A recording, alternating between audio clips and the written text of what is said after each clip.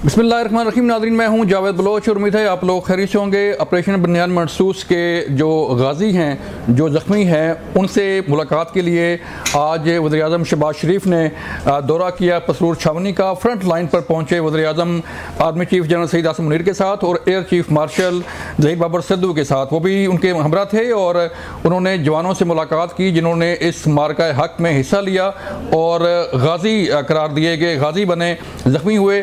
और आज उनसे मुलाकात की गई, जवानों से खिताब भी किया वज़ीर-ए-आज़म ने और उनसे मुलाकात की, उनके हौसलों की तारीफ़ की और ये कहा कि कोई भी दुनिया की कोई भी ताकत जो है पाकिस्तान को शिकस्त नहीं दे सकती। जब तक हमारे मुसल्लह अफ़वाज के जवान खड़े हैं लाइन ऑफ कंट्रोल पर, बॉर्डर पर, उस वक्त तक जो है वो कोई भी मुल्क हो, चाहे भारत हो चाहे कोई और मुल्क हो, हमें शिकस्त नहीं दे सकता। आज वज़ीर-ए-आज़म ने इन जवानों के हौसले बुलंद किए और ये कहा कि पूरी कौम उनके साथ खड़ी है। इसके साथ साथ नाज़रीन, बड़ी अहम जो है वो डेवलपमेंट्स हो रही हैं कि सीज़ फायर के बाद भारत को तनकीद का निशाना बनाया जा रहा है और भारत के अंदर से आवाज़ें आ रही हैं कि भारत ने ये गलत किया, अमेरिका ने सीज़ फायर करवाया। भारत पर तनकीद की जा रही है, मोदी पर तनकीद की जा रही है और ये कहा जा रहा है कि मोदी ने राफेल की जो डील थी उसमें करप्शन की और उसमें किक बैक्स लीक कमीशन का इल्ज़ाम लगाया जा रहा है। पहले भी जब राफेल तैयारे खरीदे गए थे उस वक्त भी ये करप्शन का इल्ज़ाम लगा था और अब भी बात की जा रही है। सुनिए, इस वक्त सूरत ये है नाज़रीन कि भारत तन्हाई का शिकार है और पूरी दुनिया में सफारती तन्हाई की वजह से जो है वो भारत के अंदर जो है ना काफ़ी मायूसी पाई जा रही है। चाइना का जो साथ था पाकिस्तान का, आज एक और बड़ी अहम डेवलपमेंट हुई कि वाघा बॉर्डर पर कैदियों का तबादला भी हुआ। पाकिस्तान रेंजर्स के एक जवान को लिया गया और एक BSF के जवान को वापस किया गया, एक कैदी को। और इसके साथ साथ प्रोफेसर गाओ क्या कहते हैं नाज़रीन, जो चाइना का साथ रहा पाकिस्तान का, जरा वो भी सुनिए। इसे कहते हैं दोस्ती, इसे कहते हैं सफारती कामयाबी और इसे कहते हैं कामयाबियों को जो झंडे गाड़ना है, ये वो कामयाबी जिसे दुनिया तस्लीम कर रही है। हमारे साथ आप मौजूद हैं इस प्रोग्राम में मुनीर अकरम साहब, आप साबिक मुस्तकिल मंदूब हैं पाकिस्तान के अक़वाम मुत्तहिदा में। जनरल रिटायर्ड ज़ाहिर महमूद साहब, आपका शुक्रिया वक्त देने का। इफ्तार वली साहब, आपका शुक्रिया वक्त देने का। मुनीर अकरम साहब, मैं सर आपकी तरफ आता हूँ पहले कि पूरी दुनिया ने पाकिस्तान का मौक़िफ़ तस्लीम किया। पाकिस्तान को हर सतह पे, पाकिस्तान को सफारती लिहाज से कामयाबी हासिल हुई, पाकिस्तान को ज़मीन पे कामयाबी हासिल हुई और एयर पर हमारा कब्जा था। सर बताइएगा कि जो अभी सीज़ फायर हुआ है और बात की जा रही है डोनाल्ड ट्रंप की तरफ से भी कि डायलॉग करें, बातचीत करें, कैसे ये सब डायलॉग हो सकते हैं? ये देखिए, ये हिंदुस्तान अपने जो स्टांस लिया है मोदी साहब ने उस पे वो हट रहे नहीं है। हमने बहुत कोशिश पूरी करनी है कि जो वाक़या हुआ है और जो हिंदुस्तान की शिकस्त हुई है उसको सही तरह से हम फुली प्रोजेक्ट करने की ज़रूरत है दुनिया में। ठीक। और इसमें जो वेस्टर्न मीडिया है वो अभी तक उनका टिल्ट हिंदुस्तान की तरफ है और उसको हमने सही करना है और इसलिए एक मीडिया कैंपेन इंटरनेशनली हमने करना है जिसमें जो वाक़ये हुए हैं, हिंदुस्तान को जो शिकस्त हुई है उसको प्रोजेक्ट करना है सही तरह से एविडेंस के साथ in order to convince the international community. ये पहला काम है। ठीक है। दूसरा, हमने जो सीज़ फायर है उसको फॉर्मलाइज करना है। वो हिंदुस्तान अभी भी झिझकता है, तो हमने इसको फॉर्मलाइज करना है, या बायलैटरली करें अमेरिकनों के तहत या फिर मल्टीलैटरली हम सलामती काउंसिल में ले जाएं और इसको फॉर्मलाइज करने की जरूरत है। That is the second step. फिर हमने जो मुज़ाकरात हैं, जो प्रॉमिस किया गया है कि कश्मीर के ऊपर और इंडस वाटर ट्रीटी पे जो मसला है उनको हल किया जाएगा, तो हमने ये अमेरिका से और दूसरे मुल्कों से कहना है कि जी आप होस्ट करें, ये मुज़ाकरात की जरूरत है, तो इसके ऊपर भी हमने तवज्जो देनी है, इसको आगे चलाना है और मसले जो हैं, अंडरलाइन मसले हैं, उनको हल करना है, इसके ऊपर भी हमने तवज्जो देने की जरूरत है। ठीक है मुनीर साहब। जनाब ज़ाहिद साहब, मैं आपकी तरफ आता हूँ। सर आज वज़ीर-ए-आज़म जो है वो पहुँचे हैं फ्रंट लाइन पर और उन्होंने उन गाजियों से मुलाकात की जिन्होंने इस मार्के हक में हिस्सा लिया। सर कैसे देखते हैं जिन जवानों ने इस मार्के हक में हिस्सा लिया, अपनी जानों के नजराने पेश किए और कई ऐसे हैं जो गाजी बन के ज़ख्मी हुए और आज भी उनके हौसले बुलंद हैं? जी बिस्मिल्लाहिर्रहमानिर्रहीम बलोच साहब, thank you very much for the invite, और मेरा वाली साहब को और मुनीर अकरम साहब को बहुत सलाम। देखिए पहली बात तो ये है कि जी पूरा पाकिस्तान गाजी है जी इस जंग में, let me put it like this. Though I am a soldier, of course जो सोल्जरिंग प्राइड है उसमें तो कोई शक नहीं है जो सोल्जर्स ने किया है, और हम सारे अपना फर्ज निभा रहे थे। ठीक, तो let this victory be of the national victory. ये किसी इदारे या किसी मखसूस तबके या उसकी वजह से नहीं है, ये पाकिस्तान की विक्ट्री है। क्योंकि हमारी जिंदगी में कम अज कम, और अख्तर वली साहब भी मेरे ख्याल में मुझे सेकंड करेंगे, कि इतना बड़ा क्राइसिस जहां पे स्टेट का करैक्टर, स्टेट का रिजॉल्व, स्टेट की डिफाइंस, इसका डिफेंस, इसकी पोटेंशियल, ये चैलेंज किया गया है। और ये किसी ऑर्डिनरी किसी ग्रुप ने या ग्रोह ने या फितना अल खवारिज जैसे कर रहे हैं, दो ये भी उन्हीं की प्रॉक्सी, उन्हीं की एक्सटेंशन है, या बलूचिस्तान में चैलेंजेस है अभी इस मॉडर्न वॉर में। एंड सेकेंडली वो एक न्यू नॉर्म लाना चाहता था, उसकी जो हेजमोनिक डिजाइंस हैं, एक वो सिख लीडरशिप है वहां पे, मेंटली सिख, अब उसको उसी कॉन्टेक्स्ट में रखें, उसको बीजेपी से भी जरा थोड़ा सा अलग करें, भारतीय जनता पार्टी, क्योंकि एक सिस्टमैटिक कोई भी इवन जो हिंदुत्व का भी उसका एक सिस्टमैटिक, लेकिन हिंदुत्व का जो एप्लीकेशन है वो जब फनेटिक लीडरशिप आ जाए तो अब this individual Modi has lost it in all in aspects, तो उसकी एप्लीकेशन जो पाकिस्तान का बिहेवियर चेंज करने पे चल पड़ा था, and he was trying to craft a space for war under this nuclear hang, तो न्यू नॉर्म लाना चाह रहा है, उसी की बातें कर रहा है। It has been defeated and it has been buried forever. उसकी वजह यह कि अब पाकिस्तान का किसी को बताने की जरूरत नहीं है। देखिए पाकिस्तान के अंदर भी बलोच साहब कुछ लोग ऐसे थे जो अनफॉर्चुनेटली वो ये ख्याल रखते कि शायद हम ऐसा रिस्पॉन्ड नहीं कर सकेंगे, वो भी सरप्राइज हुए।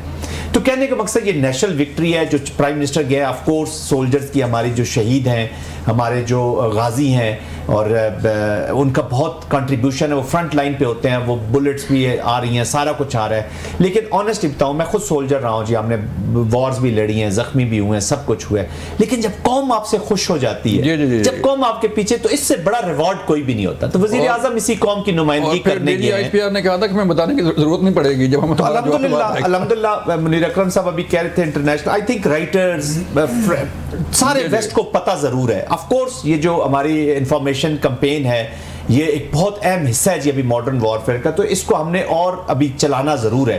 बट एवरीबॉडी, ये 21वीं सदी है जी, सबको पता है क्या हुआ है, और Bharat today their military is embarrassed, अपने ही लोगों की नजरों में वो खत्म हो चुकी है। और किसी भी मिलिट्री कमांडर, पाकिस्तान के जितने भी मिलिट्री कमांडर्स हैं, उनकी सबसे बड़ी खूबी यही थी, सबसे बड़ी कामयाबी है कि पहले 30 से 40 मिनट में they embarrassed the opponent military and they have lost credibility. इस वक्त उनके air chief, political military chiefs, एक हिजान वहां पे मचा हुआ है जी। तो ये अभी वो तूफान को जरा बिठा रहे हैं। इख्तियार भाई, कौम की बात हो रही है और नेशनल विक्ट्री की बात हो रही है, ये कौम की फतह है। जैसे जना साहब कह रहे हैं कि हमने देखा कि एक तरफ खौफ था, लोग कह रहे थे कि यहाँ से निकलें भाई, बम आ रहे हैं, पाकिस्तान से मिसाइल आ रहे हैं, और दूसरी तरफ जो है जब हमला होता है, मिसाइल आते हैं नूर खान बेस पे, तो लोग घरों में दबकने की बजाय वहाँ पहुँच जाते हैं। तो फिर सियासी तौर पर भी हमने देखा कि तमाम सियासी जमातें जो हैं वो मुत्तहिद हैं। बिस्मिल्लाहिर्रहमानिर्रहीम, बहुत शुक्रिया बलोच भाई। ये हमने 1965 की वॉर नहीं देखी, वो हमारी पैदाइश से पहले की बात है। इवन हमने 97 की भी नहीं देखी, और किताबों में पढ़ा था, बुजुर्गों से कहानियां सुनी थी, लेकिन 2025 में हमने ये कम से कम देख लिया कि उस वक्त कौम का जज्बा कैसा था या जज्बा कैसे हुआ करता था। जी, शायद मैं ये तो नहीं कहूँगा कि हमारा जज्बा उनसे ज़्यादा था, लेकिन जो हमने देखा ये मिसाली था जी। जैसे आपने नूर खान एयरबेस की बात की, तो लोग दौड़ कर निकले हैं। यार मैं बाजार गया हूँ, खुद एक पकोड़े समोसे वाले के साथ खड़ा होता है, वो कहता है ये मोदी जो है ये तो नहीं आ रहा। तो आप कोई जिहाद विहाद का ऐलान करें, कहते मैंने अपनी बंदूक को, उसकी बैरल मैंने साफ कर दी है, मैगजीनें मैंने भर दी है, हम लड़ने के लिए मरने के लिए तैयार हैं।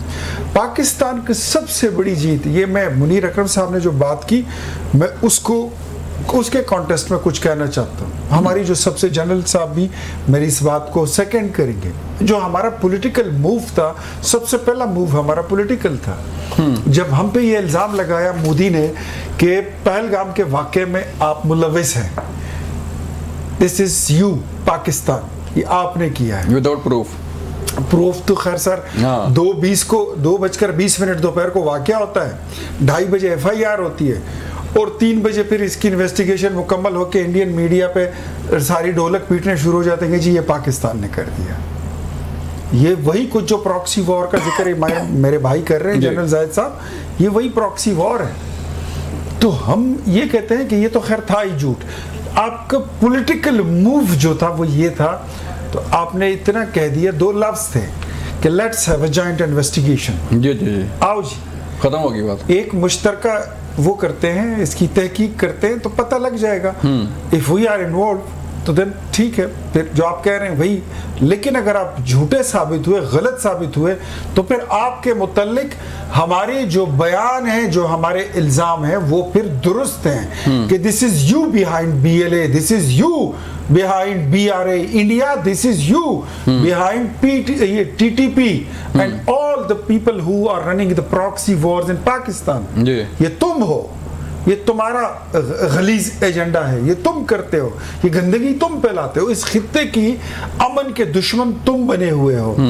और अल्हम्दुलिल्लाह मैं ये समझता हूँ कि मुनीर साहब आप तो बहुत सीजन्ड वो हैं, आपको हम सिखाते तो आपसे, आपको सुन के तो हम सीखते हैं। बट सलामती कौंसिल में जाएं, जहां भी जाए इंडिया, वहां पे हमारा स्टैंस यही रहेगा कि आओ इसकी जरा जॉइंट इन्वेस्टिगेशन करते हैं। इससे पहले यही पर ये अपना सारा मुकद्दमा हार देगा। और मोदी साहब जो परसों उसने तकरीर की है, नरेंद्र मोदी को, मेरे ख्याल में आप मेरी इस बात के साथ इत्तेफाक करेंगे, जब कोई बंदा आके आपके सामने बैठकर झूठी कहानी सुनानी शुरू कर दे तो फिर बंदा उसको जनरल साहब एंजॉय करता है। मैंने एंजॉय किया कि वो झूठी कहानी सुना रहा था और मुझे सारी जो सच्ची कहानी थी वो मालूम थी, और मजे लेकर अपनी कॉफी से एक मग से सिप लेते हुए जब आप कहते हैं कि अच्छा फिर क्या हुआ, और फिर मजीद वो झूठ बोलता है और आखिर तक आप उसको सुन लें और आखिर में उसको बोले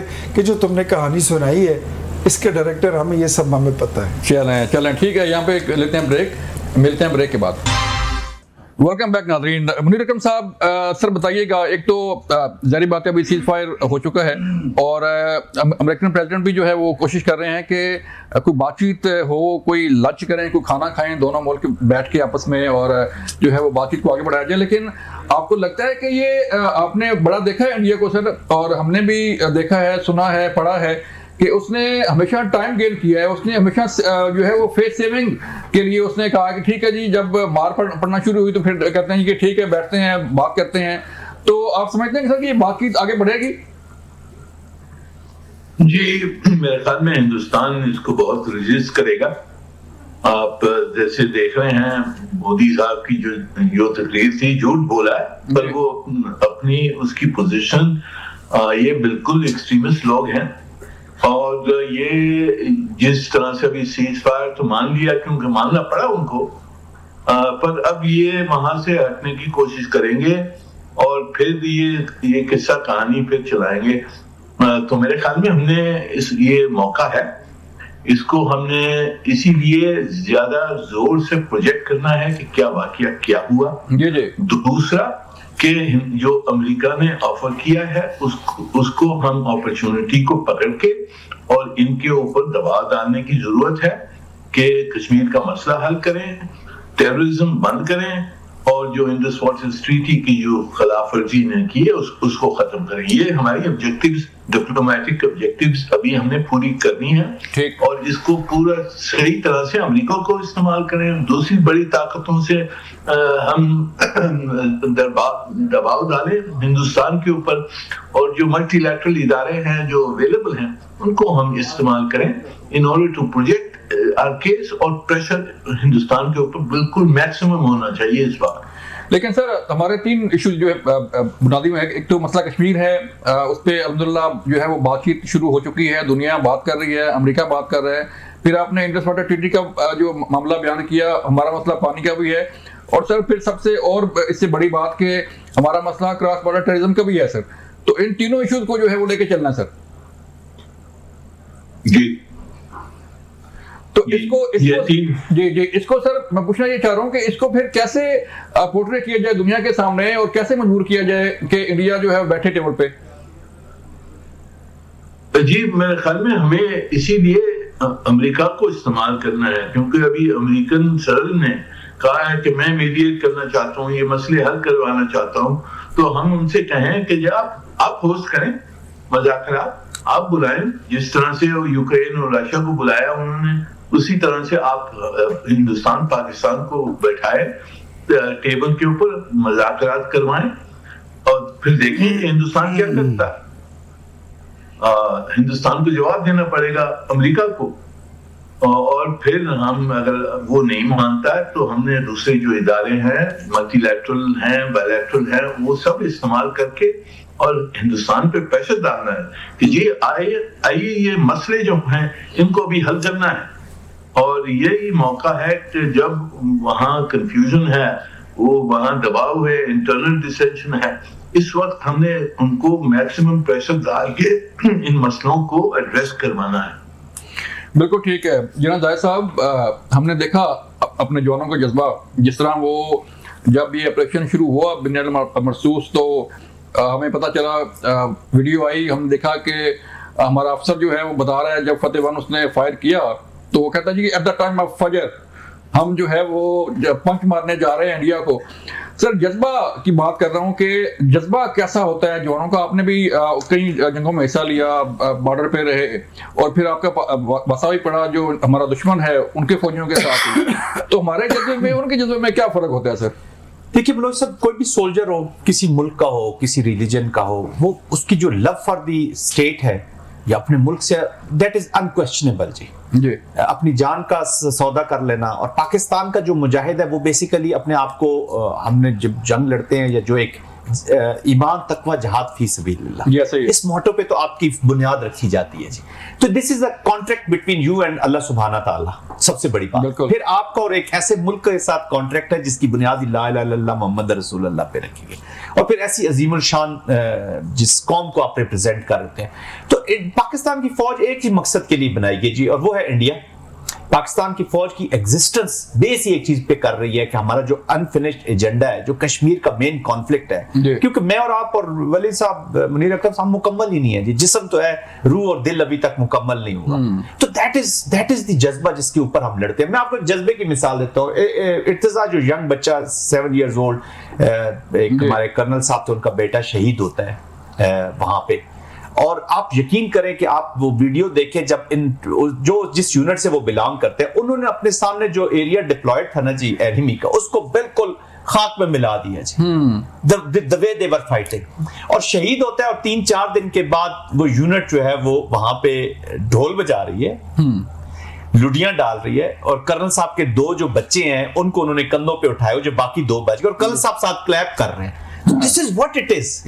जिस कौम में ये चीज आ जाए, देखिए आपने जब शुरू में बात की बलोच साहब कि आपने कहा कि सोल्जर्स, ये तो मैं इसलिए इसको कौम की विक्ट्री कहता हूं ना, कि पूरी कौम का। देखिए 4 चीजें पाकिस्तान ने दिखाई हैं। मुनीर अकरम साहब मुझे सुन रहे हैं, पाकिस्तान ने सबसे पहले दिखाया जी डिफाइंस, नेशनल डिफाइंस, कि जी हम किसी की इजारादारी नहीं मानते, हमारे से पीस पे बात करो, स्टेबिलिटी पे बात करो, बात करने को तैयार है। लेकिन अगर आप जंग या जो आप वो कहते हैं ना कि क्या उनको इंडियन एक ना ह्यूब्रेटिक किस्म की उनकी एक उनमें वो गुरूर और वो चीज आई, और खासतौर पे ये मोदी साहब, तो उसको हम बिल्कुल नहीं मांगते डिफाइंस। फिर हम डिफेंस किया अपना और पूरी दुनिया को दिखाया, फिर हम अपनी पोटेंशियल उनको दिखाई है जी कि हमारे पे अंदर है क्या। और जो सबसे खूबसूरत चीज पाकिस्तान के इस वक्त सामने की है, विच है चेंज, एक नया पाकिस्तान है, दुनिया is watching a new Pakistan, एक नया पाकिस्तान देख रही है, और वो है unbounded resolve of the nation, कि हमने ये जवाब देना ही देना है, हमने इसको रहना ही रहना है। और अब यहां से नेशन को अभी आई एम श्योर डिप्लोमेसी में भी, पॉलिटिक्स में भी, देखिए आपकी मिलिट्री ने बेस्ट नोशन ऑफ विक्ट्री आपको लिख के दे दी है, एक एनवायरनमेंट क्रिएट कर दिया। And other than the military success, उन्होंने आपको जो एक इंटरनेशनल इमेज है ना आपका, उसको एक बहुत बड़ा कर दिया जी, इंपॉर्टेंस आपकी बढ़ा दी है। वेस्ट भी अभी आपको देखेगा कि मीनिंगफुल प्लेयर बैठा हुआ है। अमेरिका अब 6 दफा सोचेगा कि यार जिस घोड़े पे मैंने पैसे लगाए हुए थे अपने मेरे मेन कंपटीटर को चैलेंज करने की, वो तो लकड़ी का घोड़ा निकला है। तो well there is a country to be reckoned, उसकी फोर्स को आप रेकन उसको रियलाइज करें। तो पाकिस्तान रियलाइज हुआ है जी, दुनिया पूरी ने देखा है। अब इसके ऊपर हम देखते हैं कि हम कितनी खूबसूरत डिप्लोमेटिक और कितनी हम अच्छी पॉलिटिकल मैनूवर करते हैं कि हमने इसको पोर्ट्रे करना है। और this is war is on, एक इवेंट इज ओवर, एक बैटल इज ओवर, तो वॉर इज ऑन। अब उनकी प्रॉक्सीज जो है, खैबर पख्तूनख्वा को जिसने लहू-लुहान किया हुआ है, जिसने मेरे बलोचिस्तान को लहू-लुहान किया हुआ है, जिसने हमारा तर्ज हयात बदलना चाहते हैं, ये बिहेवियर बदलना चाहते थे वो खैबर पख्तूनख्वा में, हमारा तर्ज हयात बदलना चाहते हैं, बलोचिस्तान को हमसे छीनना चाहते हैं। It is not going to happen. और वो जो चीफ साहब का वो जो खिताब है, उसके एक एक अल्फाज को दोबारा सब सुन लें। ही मीन्स इट। पाकिस्तान के air chief, navy chief, military chief जितने हैं, they don't boast about themselves ना। तो वो जो कहते हैं, जो दिल में है वो जबान पे है, और वही हाथ से एक्शन वो कर रहे हैं। तो I think moral is high, we must build on this but sensibly. This conflict ये कोई हुतीज या टुट्सीज का कॉन्फ्लिक्ट नहीं है कि अफ्रीका में हो रहा है, दो न्यूक्लियर कंट्रीज के दरमियान कॉन्फ्लिक्ट है। इसको calibrate very craftily we have to calibrate this conflict और hopefully इससे बेहतर environment या पाकिस्तान को इससे अच्छी environment नहीं मिल सकती। अब हमने देखना यह है कि जो एंटी वॉर ट्रंप है उसको हमने कन्वर्ट करना है प्रो पीस ट्रंप में। तो पीस तभी आएगा जब हमारे कॉन्फ्लिक्ट रेजोल्यूशन की तरफ हम जाएंगे। वॉर रोकने से ये चीज खत्म नहीं होगी। यार भाई जंग जारी है, एक इवेंट खत्म हुआ है, जनरल साहब कह रहे हैं, और हमें तैयार रहना चाहिए। हुकूमत आपकी है और फौज भी आपकी है, अवाम भी आपकी है। तो इस जो इत्तेहाद है, इत्तेफाक है, इसको बरकरार रखने के लिए हुकूमत जो है वो क्या इक़दाम कर सकती है कि ये यूनिटी जो है वो कायम रहे? देखिए, एक तो जो जनरल आसिम मुनीर और मियां शहबाज शरीफ साहब की, वज़ीर आज़म साहब और आर्मी चीफ साहब की, उनकी जो कॉम्बिनेशन है, जितनी वो एक तरफ इस कौम के लिए बड़ी खूबसूरत है, बड़ी काबिल इज्जत है और बड़ी मोहतरम है, इसी तरह वो दुश्मन के लिए बड़ा लेथल कॉम्बिनेशन भी है। उनके लिए ये बड़ा एक मौलिक कॉम्बिनेशन साबित हुआ। एक तरफ आपने, जैसे आपने अपने इंट्रो में कहा कि फिजा में क्या, जमीन पे क्या, दरिया में क्या, समंदरों में क्या, जो है हर जगह डिप्लोमेटिकली हमने उसको शिकस्त दे दी है। आपके पॉलिटिकल मूव्स बेहतरीन गए, आपके आर्म फोर्सेस के जो मूव्स हैं वो बेहतरीन गए।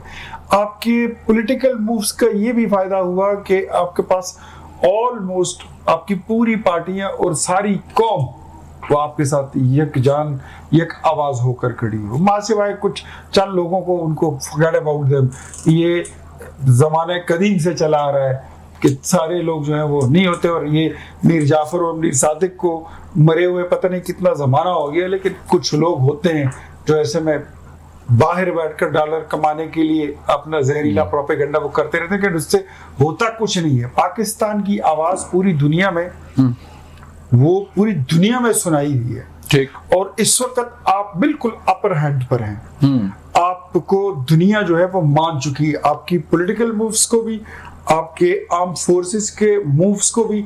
जो आपने अटैक किया, री अटैक आपने किया, आपने जब उस पे दोबारा हमला किया और जवाबी कार्रवाई की, मेरे ख्याल में दुनिया हैरान रह गई है कि इस कौम के पास, इस फौज के पास शायद ये हुनर भी है कि ये गुलेल से भी दुश्मन के तैयारे नीचे गिरा दे। अभी तो ये राफेल की मार्केट गिरा सकते हैं और ये जेट एंड सी की मार्केट उठा सकते हैं, तो ये कुछ भी कर सकते हैं। उम्मीद रखें कि आपको 10-15 तैयारे जो है वो तोहफे में मिल जाए राफेल वाले के, अपने पायलटों से इसको उड़ा के दिखाओ।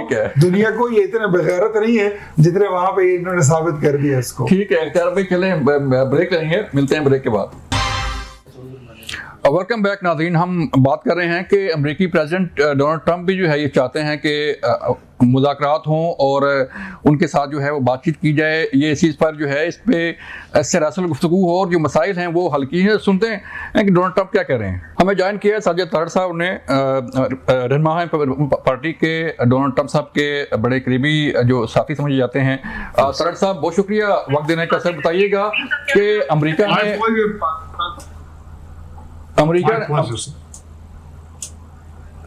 सही तार साहब, अमेरिका ने जो है वो सीज फायर करवाया है और ट्रंप चाहते हैं कि बातचीत हो पाकिस्तान और इंडिया के दरमियान, लेकिन लग ये रहा है जैसे मोदी की तकरीर आप सुनते हैं तो उसमें भी अभी वो जहर उगल रहे हैं और ये कह रहे हैं कि हम दोबारा हमला कर सकते हैं, हम ये भी कर सकते हैं, वो भी कर सकते हैं। तो फिर इस सीज फायर को नुकसान तो नहीं पहुंचेगा? आप समझते हैं कि बातचीत जो है वो शुरू हो जाएगी? देखिए, मैं थोड़ा सा बैकग्राउंड बताना चाहूंगा। मैं डोनाल्ड ट्रंप साहब के साथ 2015-2016 से काम कर रहा हूं। जी जी। वाहिद प्रेसिडेंट हैं अमेरिका के जिनके पहले 4 साल में कोई जंग नहीं, कोई नया कॉन्फ्लिक्ट शुरू नहीं हुआ था। उन्होंने कैंपेन की, इसी वाक़े पर उन्होंने कैंपेन की कि मैं यूनाइटेड हूं, मैं डिवाइडर नहीं हूं, मैं पीस लविंग प्रेसिडेंट हूं और मैं दुनिया की जंगें खत्म करूंगा। और आज वाकई ही आप देख लें कि जंगें they are dying down. Ukraine के हवाले से भी मैं बात कर रहा हूं। अब कश्मीर पे आते हैं, भारत पे आते हैं। 4 दफा डोनाल्ड ट्रंप साहब ने 2 दफा ट्वीट किया है इसके ऊपर और उसके बाद 2 दफा, एक दफा उन्होंने ओवल ऑफिस से बैठ के मैसेज भेजा था, फिर उन्होंने कल सऊदी अरेबिया से भी ये मैसेज भेजा है। और इस वक्त अगर देखा जाए तो भारत एक बंद गली में फंस चुका है।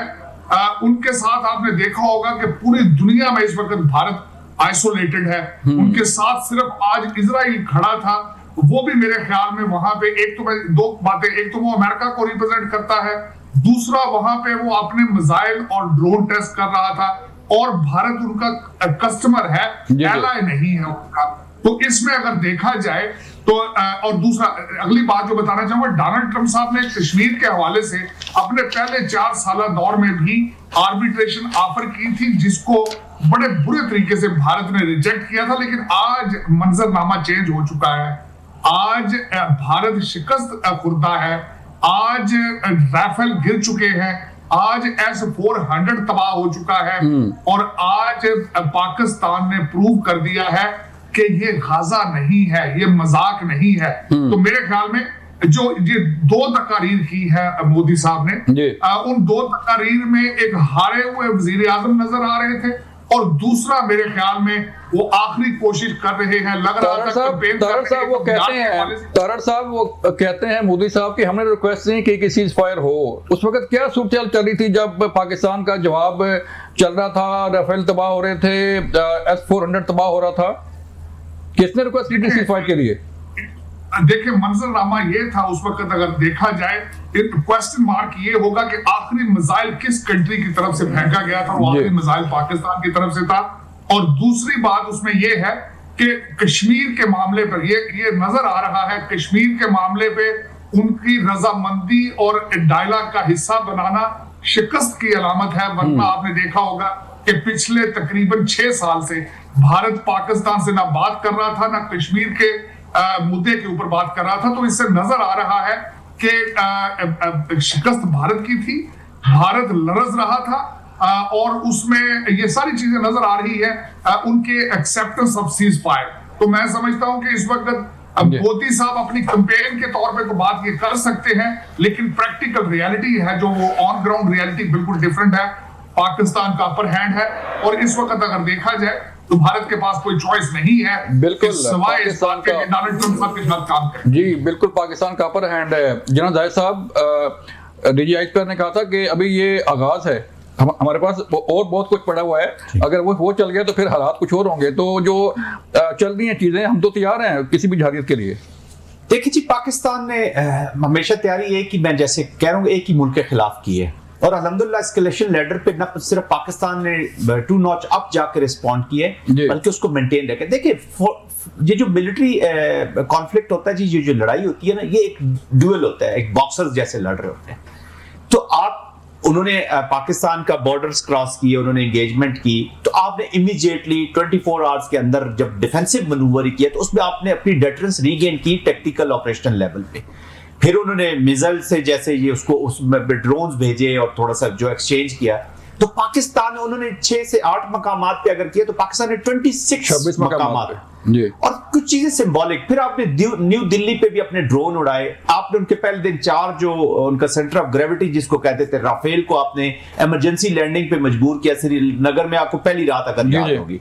Then you took out 3 Rafales, 5 जहाज आपने उनके बर्ड मार दिए। तो जो एम्बैरेस्ड देयर मिलिट्री, आज उनकी army is embarrassed people of Hindustan या इंडिया के जो है ना उनका कॉन्फिडेंस ही नहीं है। फिर मैं समझता हूं कि पाकिस्तान अल्हम्दुलिल्लाह बहुत रिस्पांस पड़ा हुआ है जी। इट इज नॉट दिस जिस एस्केलेशन लेवल पे जाएंगे। देखिए इंडिया कर क्या रहा है, इंडिया ये कर रहा है कि दुनिया को ये बताना चाहता है कि जैसे मैंने पहले कहा कि there is a space for war under nuclear overhang. ये है ही नहीं, ये स्टुपिडिटी है। 1.6 अरब लोग यहाँ पे बसते हैं। दिस इज इंसानियत। चाहे हिंदुस्तान का वो मासूम मरेगा, लेकिन इसको इंडिया का जो है, इंडिया जो है तारक साहब से विद ऑल माय रिस्पेक्ट, एक तो मैं उनको सलाम भी करना चाहूंगा और मैं कहूंगा कि अमेरिका में वो बैठे हुए हैं कॉन्टिन्यूसली, वहां पे पाकिस्तान की जो लॉबिंग करनी है, पाकिस्तान की जो डिफेंस करना है, इनसे हमारी रिक्वेस्ट होगी कि इसको रखना होगा। देखिए मैंने जैसे कहा कि anti war Trump is fine, बहुत अच्छी बात है, हमें प्रो पीस ट्रंप का चीज चाहिए, तब कॉन्फ्लिक्ट ताकि नेगोशिएशंस इनको हम फॉलो करें। और दूसरी चीज है कि इजराइल देखे ना, इजराइल और इनका इंटरेस्ट जरूर है, लेकिन ये दोनों लिक्विड पार्टी एंड बीजेपी एक ही आइडियोलॉजी है और इस्लामोफोबिया का शिकार है। इख्तियार साहब ने कहा कि अपर हैंड पाकिस्तान का दुनिया देख रही है, चाहे जितना मर्जी झूठ बोल रहे हैं, दुनिया तो जानती है। सर देखिए दुनिया को पता लग गया है कि आप डिप्लोमेटिकली जंग जीत चुके हो।